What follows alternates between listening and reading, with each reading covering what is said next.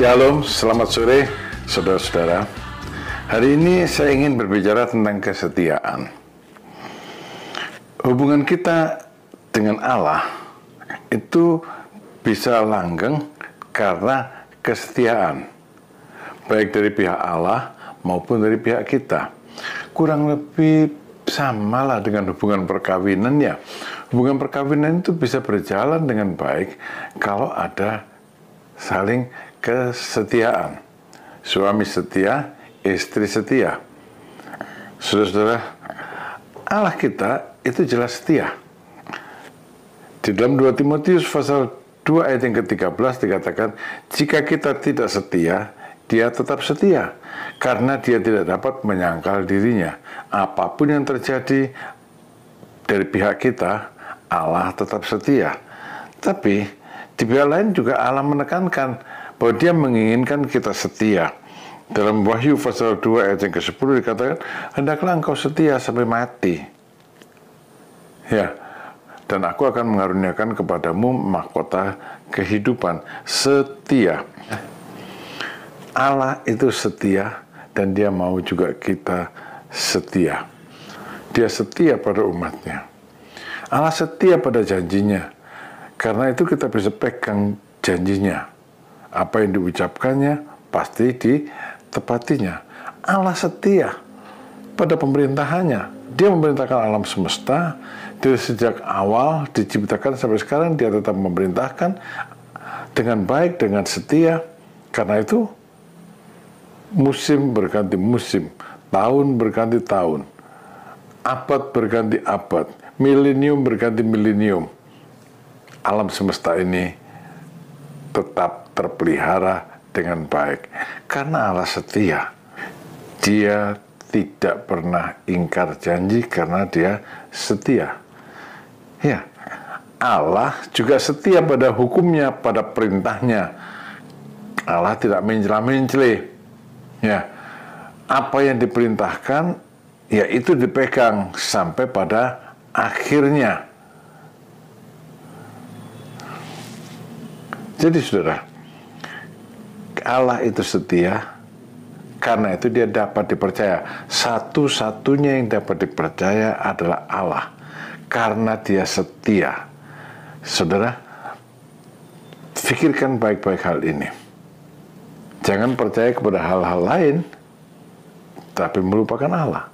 Percayalah pada Allah, lupakan hal-hal yang lain. Saya menggambarkan kesetiaan Allah kepada umatnya itu seperti kesetiaan pasangan hidup, sebagaimana tadi saya sudah katakan. Yang seringkali adalah istri itu menunjukkan kesetiaan yang lebih besar dari suami. Ya, tapi nggak tahu, sekarang istri-istri juga banyak berselingkuh. Tapi oke lah, suami berselingkuh. Ada 4 jenis istri. Istri yang apatis, dia bilang gini, biar suka-suka dia, pokoknya dia pelihara saya, kasih nafkah saya, bisa hidup hari-hari, terserah dia mau kemana saja.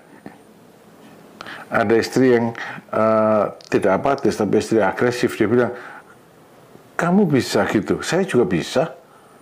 Bersaing menunjukkan ketidaksetiaan, itu yang agresif. Ada juga istri yang menuntut haknya. Ya sudah, kamu sudah sama perempuan lain, kita cerai sajalah. Berpisah. Tapi ada istri yang bilang gini, kalau kamu tidak setia, aku tetap setia.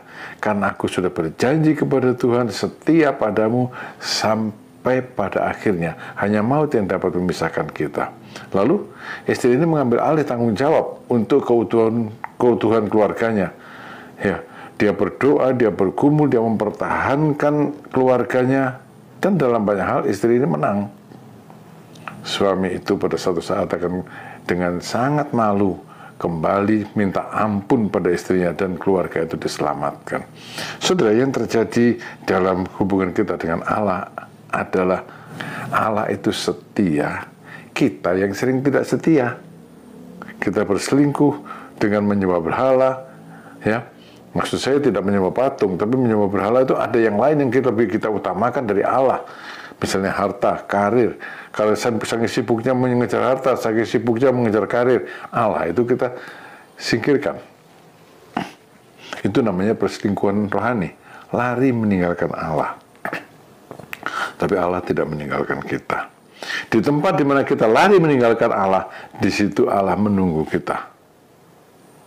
Ya, bukan kalau kita lari ke kiri lalu Allah pergi ke kanan, tidak. Allah menunggu kita di tempat di mana kita lari meninggalkan Dia. Sampai apa Dia tunggu? Sampai kita kembali. Dan pada suatu saat, orang yang lari meninggalkan Allah akan merasa, loh, keadaan saya kok jadi berantakan kayak gini ya? Di mana ya Allah? Tuhan, Engkau ada di mana? Tuhan, mengapa Engkau meninggalkan aku? Tuhan tidak pernah meninggalkan kita karena Dia setia.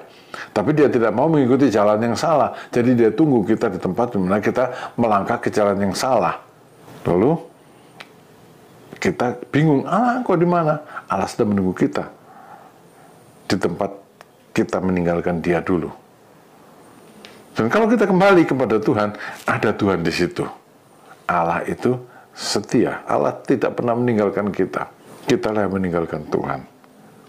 Tapi perlu disadari, meskipun Allah menunggu kita di situ, di tempat di mana kita meninggalkan Allah, jangan lama-lama ya. Kalau sudah kadung pergi dari Tuhan, segera balik. Jangan lama-lama lagi meninggalkan Tuhan. Sebab apa? Kita sendiri yang rugi.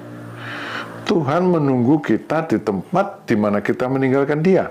Dan itu mungkin terjadi sudah 10 tahun yang lalu, mungkin sudah terjadi 15 tahun yang lalu.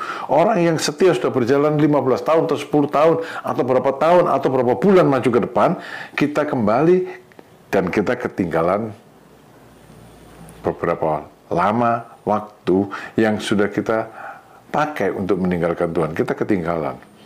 Saudara-saudara, jadi mari kita belajar. Tetaplah setia. Dia bilang, adalah engkau setia sampai mati. Aku akan memberkatimu. Aku akan memberikan engkau mahkota kehidupan.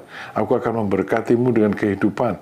Saudara-saudara, mari kita setia karena Allah itu setia. Bisa dipercaya. Tempat sandaran yang teguh. Janjinya bisa dipegang. Perintahnya tidak mincra-mincri. Dia mengatur kehidupan kita dengan baik. Saudara, ingat, Allah itu setia dan Dia menginginkan umat yang setia kepadanya untuk diberkati, untuk dipelihara, untuk dipimpin jalannya, untuk diberikan mahkota kehidupan. Tuhan memberkati saudara. Amin.